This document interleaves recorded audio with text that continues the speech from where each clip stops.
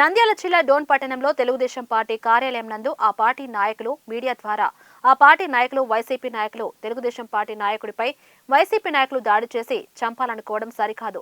ఇలాంటి హత్య రాజకీయాలను వైసీపీ నాయకులు మానుకోవాలని చెప్పిన మాటలకు సమాధానంగా డోన్ పట్టణంలోని వైఎస్ఆర్సీపీ కార్యాలయం నందు మాజీ రాష్ట్ర మీట్స్ కార్పొరేషన్ చైర్మన్ శ్రీరాములు ఆధ్వర్యంలో వైఎస్ఆర్సీపీ నాయకులు మీడియా సమావేశాన్ని ఏర్పాటు చేశారు.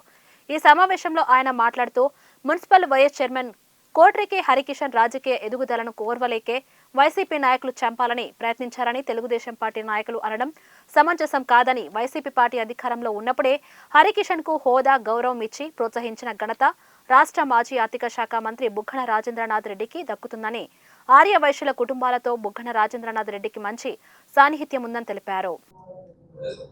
ఎందుకు అనేటువంటిది ఏమిటి, ఎందుకు అనేటువంటిది ఏదైతే అడుగుతున్నారో వాటికి సమాధానం